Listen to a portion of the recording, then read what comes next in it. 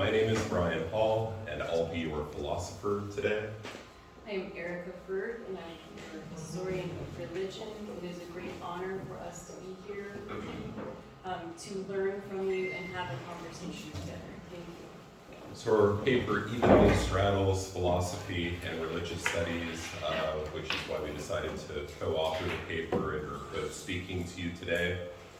Since you're all theology graduate students, we wanted to present a paper that could be helpful, hopefully in your own research, as well as one where you might have some strong opinions you'd like to share at the end of the paper.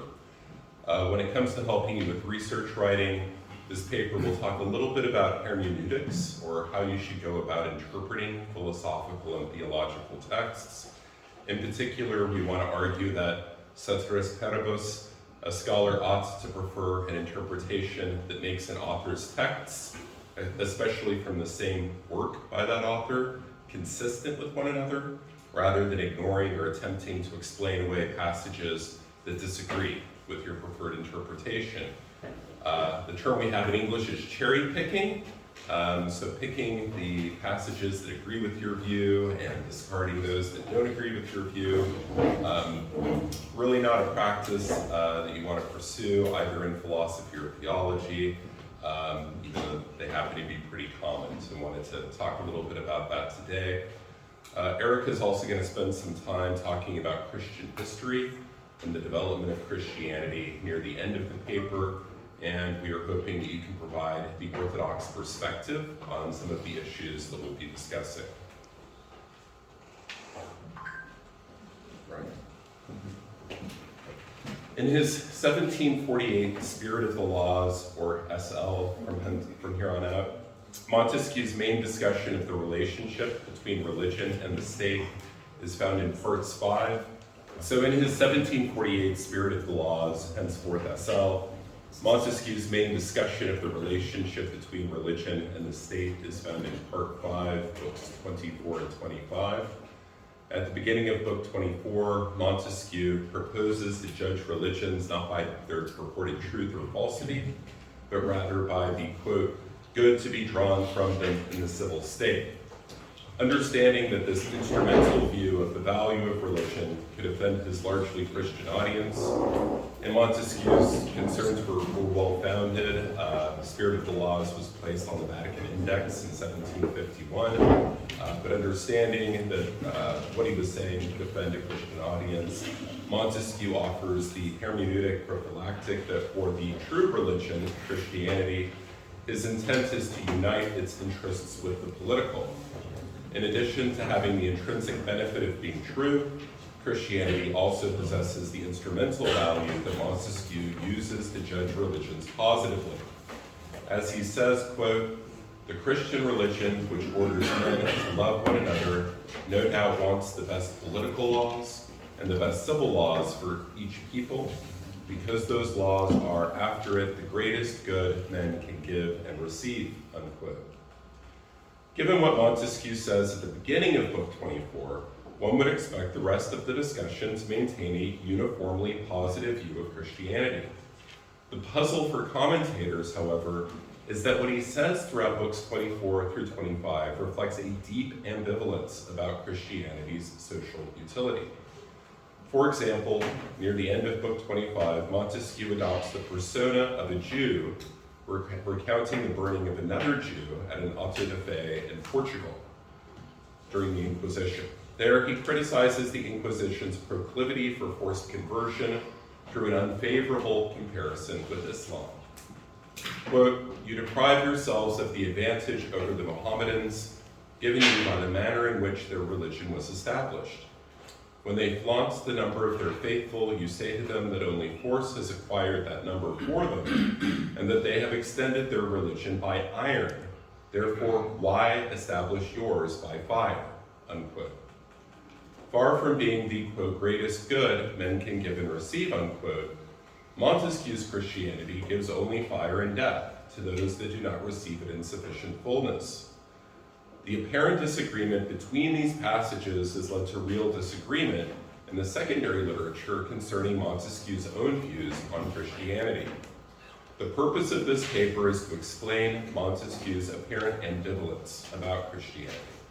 So our thesis in this paper is that Montesquieu is using Christianity ambiguously. That is, his usage of the term is open to more than one interpretation.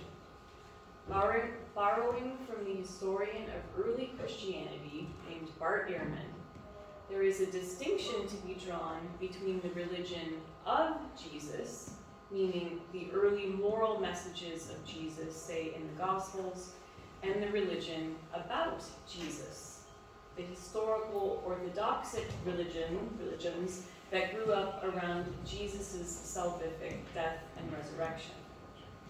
Deploying this distinction, we will argue, creates a new hermeneutical approach for resolving Montesquieu's seemingly contradictory claims about Christianity.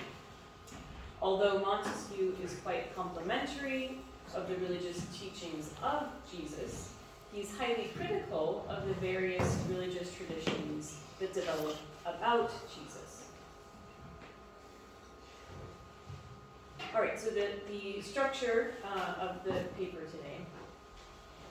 The first section will talk about the apparent disagreement between the pro-Christian and anti-Christian passages in the spirit of the laws that has led to real disagreements in the secondary literature concerning Montesquieu's own views of Christianity. This is what we hope to help elucidate here. There are commentators who focus on those passages that are complementary of Christianity and attempt to minimize those passages that seem critical of Christianity.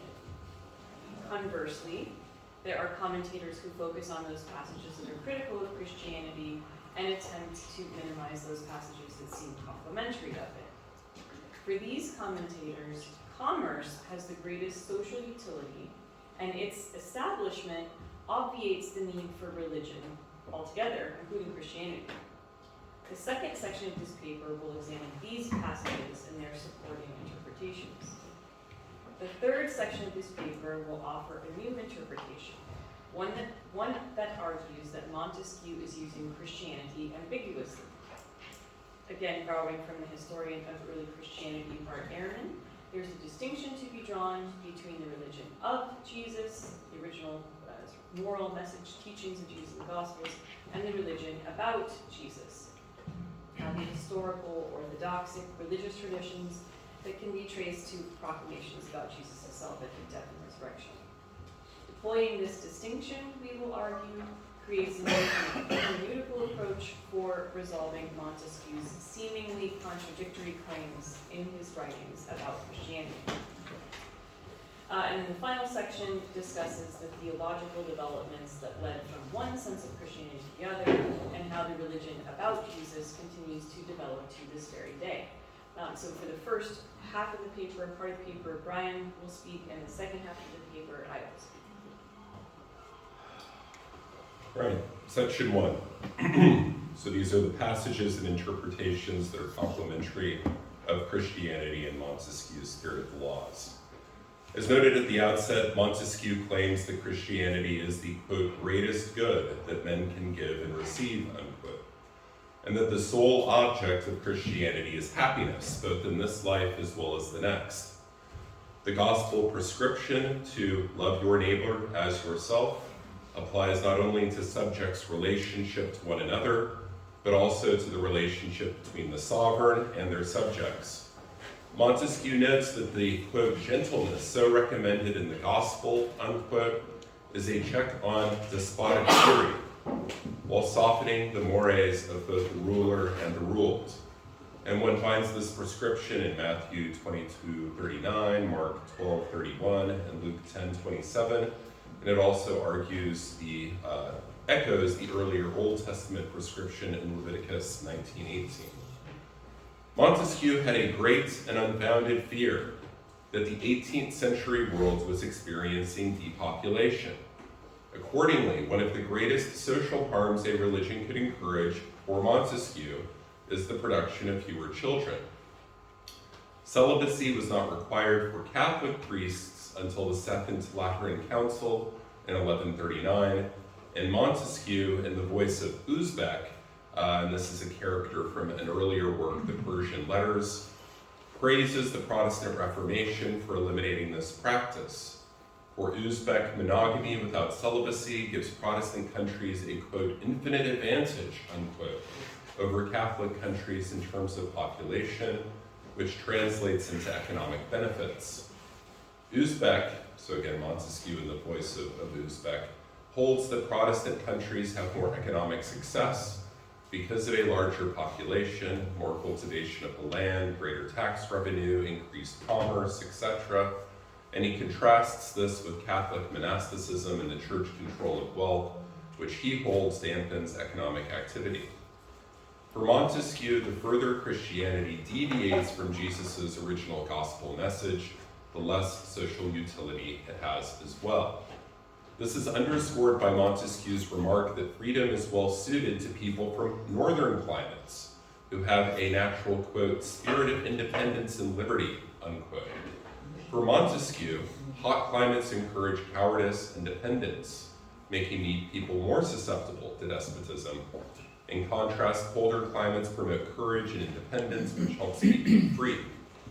The work ethic he associates with Protestantism also suits a northern climate where one must work harder to survive, according to Montesquieu. For Montesquieu, liberty, commerce, affluence, procreation, and tolerance come together to form an interdependent web of social utility. He gives Holland and Switzerland, both Protestant countries with moderate Republican governments, as his paradigmatic examples. Without fear of a despotic government that might capriciously take one's property, a free people will engage in commerce. This will lead to affluence, which makes people feel comfortable having children. Foreigners will be drawn to this liberty, and affluence, which will require a degree of tolerance and moderation in government. Commerce also brings countries together in economic relationships that encourage peaceful relations between them. The positive influence of commerce at the level of nations, however, can also have a pernicious influence at the level of individuals. Quote, but if the spirit of commerce unites nations, it does not always unite individuals in the same way. People's economic self-interest can corrupt their moral virtue. Now on to some of the interpretations that utilize these passages to argue that Montesquieu has on balance a positive view of Christianity. And I've got some just descriptions of each of their views, but if you're interested in reading more under each of those little descriptions, I have a citation to where you can go and look more at the commentators themselves. So moving on to the commentators that use these passages to support a positive view of Christianity, Keegan Callanan argues that Christianity can temper economic self-interest by reminding people of their moral obligations. At one point, Montesquieu even says that, quote, religion and the civil laws should aim principally to make good citizens of men, unquote. Callanan notes in connection with this passage that since religious law promises eternal punishment or reward in the afterlife, it allows civil law and its terrestrial punishments to be less harsh than they otherwise would need to be. Joshua Banduk claims that Montesquieu is only selectively intolerant of religion, including Christianity, insofar as it does not promote social utility. Although there are instances where Christianity has pernicious social effects, something we'll talk more about in the next section, Banduk lists other examples of where it promotes morality and moderation, citing the Gospels in particular. Most recently, Emmeline Lejeune has maintained that even if Montesquieu does not really think Christianity is the one true religion, he does believe religion, and Christianity in particular, can have tremendous instrumental value for society. She breaks Montesquieu's arguments into three main strands. 1, religion instills a basic sense of morality into rulers and subjects. 2, religion supports the social and political system it's a part of. And 3, Christianity in particular has helped preserve political freedom in Europe. Above, we have provided textual evidence for each of these strands while connecting them to his instrumental defense of Christianity specifically. Although none of these commentators have gone so far as to claim Montesquieu is using Christianity ambiguously, there are those who recognize that, for Montesquieu, quote, the great age of Christian achievement appears to lie in the past, unquote. This seems well supported by the text where Montesquieu is either praising the Gospels, the alignment of Christian sects with the Gospels, for example, Protestantism, or the historical political achievements of Christianity. To provide an example of a historical political achievement, Montesquieu celebrates the success with which Christianity was exported to Ethiopia. This is a climate which, according to Montesquieu, is best suited to despotism. It's hot and dry. It demonstrates how Christianity, quote, carried the mores and laws of Europe to the middle of Africa, unquote. Saying that Ethiopian Christianity, founded in 328 of the Common Era, reflects the mores and laws of Europe requires some geographical and temporal imagination. After all, Clovis I, the historical founder of France, didn't convert to Christianity until 496 of the Common Era. It would be better to say that the Ethiopian prince's example of Christian love and obedience more closely reflects the moral message of the first century Gospels, both in time and place.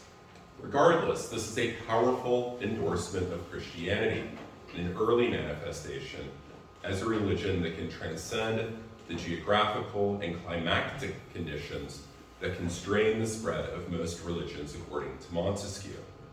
Whenever Montesquieu is praising Christianity's social utility, however, this praise is generally directed at the earlier religion of Jesus, rather than the later religion about Jesus, as we will argue in the next section.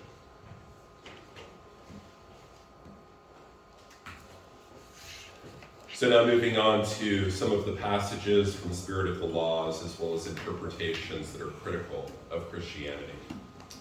And just one thing to note here for hermeneutic purposes, if you ever read Montesquieu, there are a lot of criticisms of Islam in Montesquieu. Many of those criticisms of Islam, though, are oblique criticisms of Christianity, because he realized he could get into trouble if he were to criticize Christianity directly. So he chooses some practice of Islam that's shared with Christianity. A good example we'll give here in a moment is predestination with Calvinism, and he criticizes Islam instead of criticizing Protestantism specifically.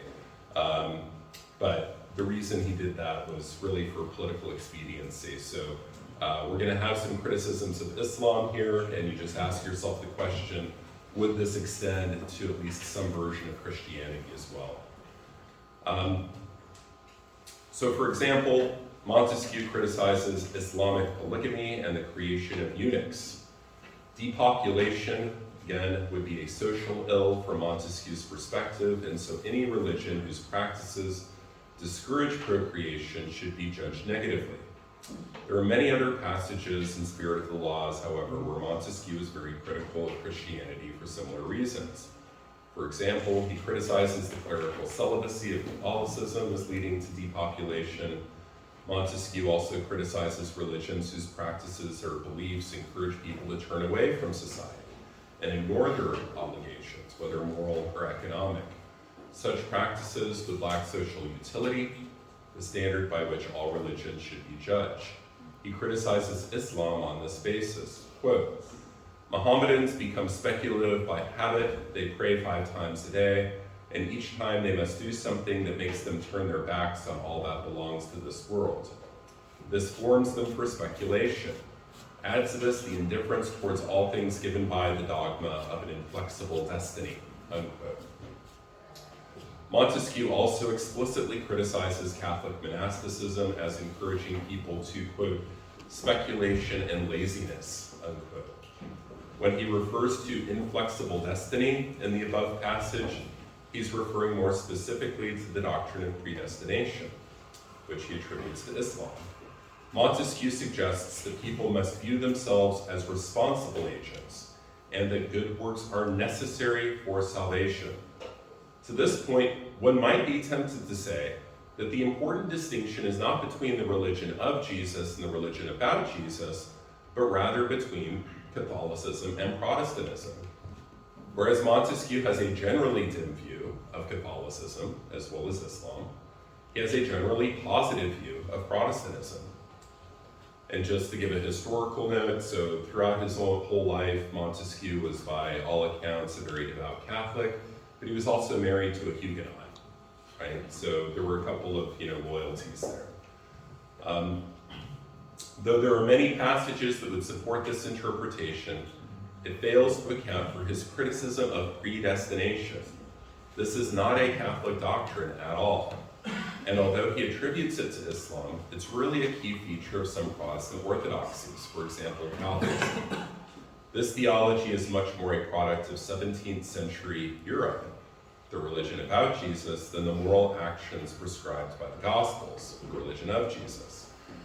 Given his focus on the salvific power of good works, he would also have to criticize sola fide Protestantism, which was the dominant form of Protestantism at the time.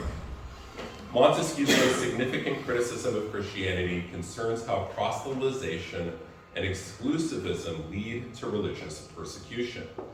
Although these features are again shared with Islam, the idea of trying to spread a religion by force, regardless of climactic and geographical conditions, is contrary to the very telos of religion for Montesquieu. His example of Ethiopia notwithstanding, he consistently criticizes religious exclusivism, proselytization, and forced conversion in spirit of the laws. Montesquieu notes the tremendous social ills that violent persecution causes, whether externally or internally directed. In the Persian letters, he gives the example of the persecution of the Armenians and how the loss of merchants and craftsmen, most of whom were Armenian, severely damaged the Persian economy. In perhaps the most evocative passage of Spirit of the Laws, Montesquieu adopts the voice of a Jew criticizing the Inquisition, and in particular the burning of a fellow Jew at an audit of in Portugal that I mentioned earlier. The chapter ruthlessly criticizes Christianity in the guise of the Inquisition for being so exclusionary, proselytizing, and persecutorial to put to death people, quote, who believe no more than what you believe because we do not believe everything that you believe, unquote. In the guise of the Jew, Montesquieu also satirically makes use of the equivocal meaning of Christianity noted in this paper when he says, quote, you want us to be Christians and you do not want to be Christians yourselves, unquote. Put in our terms, you want us to ascribe to the religion about Jesus, but you do not want to practice the religion of Jesus. And here are a few interpretations of these passages that argue that Montesquieu has a generally dim view of Christianity. For example, Thomas Pangel points to a pivotal passage where Montesquieu notes commerce and material well-being are a, quote, more certain way to attack religion, unquote. Pangel memorably remarks that as people become more comfortable in the possessions of this earth, and this is a quote from Pangel, quote, God's voice gradually ceases to be heard by human beings, unquote. Robert Bartlett likewise notes that enhancing through commerce the rewards of this life is particularly important to distracting people from their mortality and the rewards that Christianity promises in the next life. Although he agrees with the secular interpretation of Montesquieu, Timothy Brennan goes a step further than these other commentators by offering a kind of Straussian interpretation of the text. And for those of you who may not be familiar with Leo Strauss, he was a pretty important philosopher, political scientist, early 20th century at the University of Chicago, who developed a lot of ironic interpretations of earlier philosophical and theological texts. And so Brennan here offers a kind of ironic interpretation of Montesquieu. According to this view, the seemingly contradictory passages praising Christianity and condemning Christianity serve a rhetorical purpose. Although Brennan concedes that Montesquieu explicitly endorses Christianity in Spirit of the Laws, his positive comments regarding Christianity are consistently undercut by his own historical observations of its pernicious effects. Ultimately, this teaching through contradiction leads the reader to embrace commercial secularism as having greater social utility than revealed religion. In the next section, we argue that Montesquieu's ambivalent attitude towards Christianity is not a rhetorical device, but rather reflects a tension at the heart of Christianity itself. Even if Montesquieu does not explicitly note this distinction, it's implicit in the text, especially when he praises the Gospels and their positive moral influence. It is perfectly consistent that the religion of Jesus has tremendous social utility, while criticizing the pernicious social effects of the religion about Jesus. All right, and so now I'm going to go a bit more into this idea that we're suggesting and putting forward here of two senses of Christianity. As noted in the first section, whenever Montesquieu is speaking positively about Christianity, he either makes explicit mention of Jesus' moral messages in the Gospels. So an example here, again, referring to what Bryan just talked about with Montesquieu, what softens the mores of rulers and subjects, of historical achievements tied closely to the immediate apostolic spread of the message. And an example of this is when he was speaking about the religion of Ethiopia, or to more contemporary versions of Christianity that he believes are attempting to reclaim this original message, and an example that Montesquieu did here, recently with Protestantism. Admittedly, one can already see the religion about Jesus starting to develop in the letters of Paul and in the Gospels. The aspects of Christianity that Montesquieu finds most pernicious, so for instance, religious exclusivism, forced conversions, etc., required the establishment of orthodoxy, or correct belief, and state powers, the combination of those in particular, willing and able to enforce that orthodoxy. These political conditions created fertile ground for the growth of the institutional church, and later other things that Montesquieu finds objectionable, things like clerical celibacy, monasticism, etc. In sum, for Montesquieu, the further Christianity deviates from the original message of Jesus, moral message of the Gospels, toward the later historical religion about Jesus, which included enforced, sometimes violently, orthodox exclusivism, the less social utility a religion has. The mistake that most commentators have made is viewing Montesquieu's use of Christianity as straightforward and the same across all times. As we've argued, if one accepts that Montesquieu is using Christianity in these two separate senses, whether intended or not, it's possible to offer a straightforward interpretation of the text, one that resolves the apparent contradictions without any need for appeal to Straussian irony.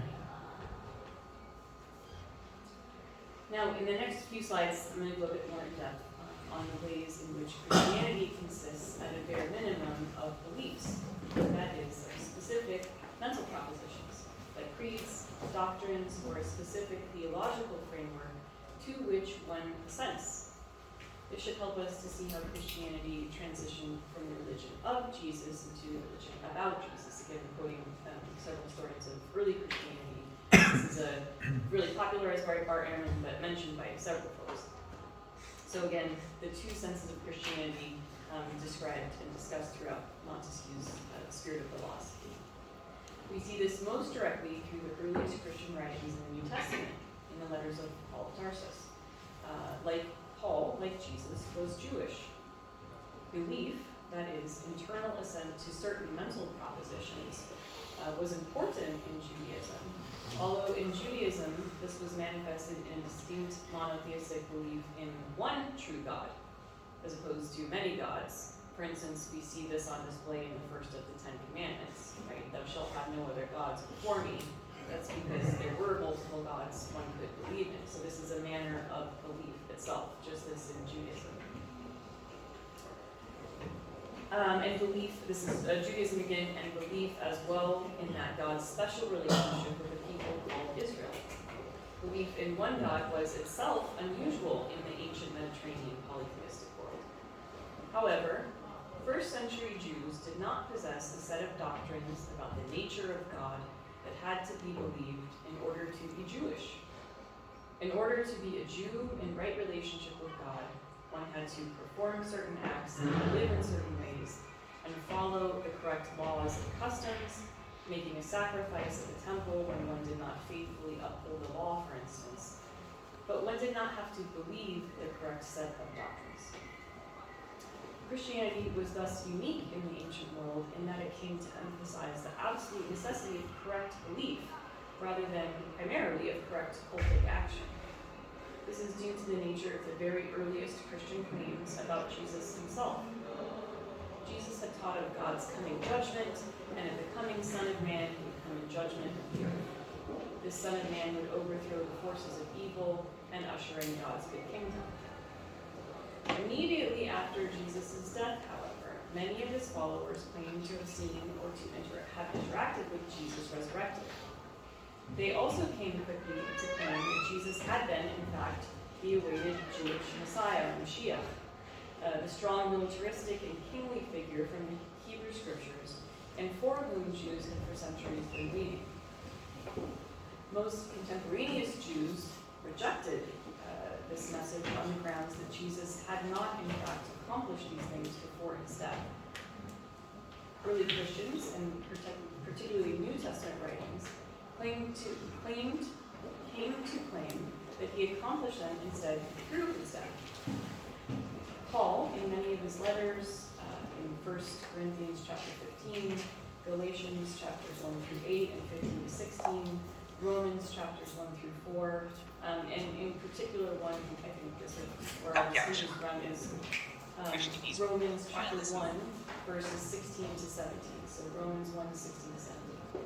Belief in the gospel. This is having belief in the gospel is the special salvific message of Jesus' death and resurrection, sets a person in right relationship with God. This developed a theology that reflected some of the earliest Christian beliefs about Jesus, that Jesus' death by crucifixion had not represented the end of his message, but rather that these events were entirely intended by God and in fact necessary for God's plan for all humanity. Accordingly, knowing certain things about Jesus, that he had been the Messiah, the Mashiach, that he was crucified and resurrected according to the plan of God, and that his death and resurrection brought about the salvation of the world, as well as having faith in and a personal commitment to these notions, were what justified a person before God. In articulating this new and corrected relationship between humanity and God, one made possible through the sacrifice of the person of Jesus, rather than by following the Jewish law or making sacrifices at the temple when one fell short. Christianity as a religion separate from Judaism came into being.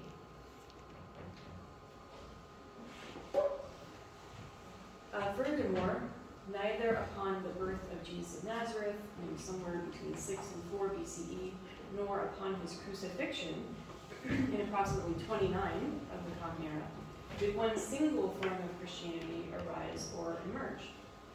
During the 1st, 2nd, and 3rd centuries, there developed highly divergent, competing views about the nature of who Jesus was. This is known as, I'm sure you all are very aware, Christology. Groups such as adoptionists, Arians, Docetists, Donatists, Ebionites, Gnostics, Montanists, Marcionites, proto-Orthodoxic communities, so many, emerged during the first few centuries. The variations among these early Christian groups ranged from the mundane, so foods that were acceptable for consumption, to the extreme, the nature of the Trinity, and dealt with theology, Christology, authoritative texts read within particular communities, proper rituals practiced within them, and requirements for community membership. These internal disputes led to intense disagreement over what were the correct elements of belief. Accordingly, creeds, or statements of correct belief, became very important in early Christianity. The variety in theology and practice and especially the challenge to proto-orthodoxy presented by the Arian theology that suggested Jesus might be subordinate to God the Father, eventually led the Roman Emperor Constantine I to call the 325 for a sort of standardization of Christian doctrine, among many other things that take place at the First Council of Nicaea. After this 6-month council, the First Imperial Nicene Creed was developed. Nicene Creed enumerated and still enumerates the imperial, and thus the enforceable, beliefs held by mainstream Christians as to the substance and the nature of Jesus with respect to the Trinity. That is, that Jesus was homoousios, or the same substance, meaning Jesus is the same in being or essence or substance as God the Father, and thus, when read alongside other precepts in the Creed, simultaneously both fully human and fully divine.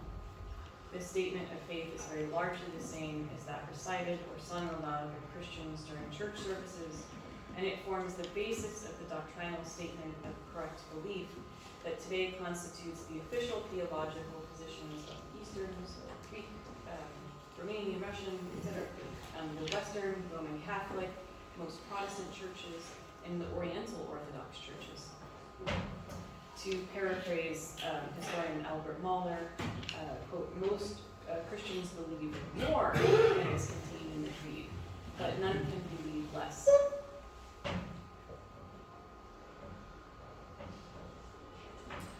Even after the Council of Nicaea and its follow-on council, of course, at Constantinople in 381, the theological pronouncements that had been produced by them still necessitated clarification, and this compelled subsequent councils. At Ephesus in 431, Chalcedon in 451, etc. Theological disputation among Christian communities continued and grew beyond all of the early ecumenical church councils. The insertion, for instance, this is one example, the insertion, for instance, during the 6th century of the Third Council of Toledo in 589, on the western side of things, of the Filioque clause into the Roman Creed, that is, that the Holy Spirit proceeds from the Father and the Son, was later considered the act that minted official severance in 1054 between the Western and Eastern churches. In 1517, Martin Luther's 95 Theses comprised his own protestations to the theological positions and practices of the Roman Church as it had to that point developed.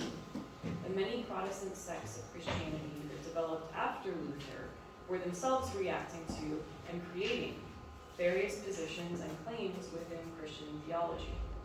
Every new position or community created became susceptible to consequent theological objection and division. These internecine Christian conflicts over orthodoxy persisted through the Reformation and provided the common context for Enlightenment discussions of religious toleration, including from Montesquieu. And I should pause here and say that part of where this paper comes from is that Bryan and I are working on a book about the history of religious toleration. And we look at the Enlightenment philosophers to understand how this concept originates, how it became combined with forms of government. And we thought it would be interesting to sort of look in each philosopher who's important for us and see what they had to say about religion and what we might observe about that. Christianity is then unusual in religious history. Most religious traditions throughout most of world history have been more closely categorizable by obligation to the performance of particular rituals and practices. This is known as generative orthopraxy. Then they are characterizable by the obligation to assent to certain creeds or doctrines. This is orthodoxy. The development of Christianity from the religion that Christ preached in the Gospels to a religion about Christ and centered around orthodoxy, correct belief, helps us to understand Montesquieu's perspective on Christianity as involving both the religion that Montesquieu endorsed and the one that he found objectionable.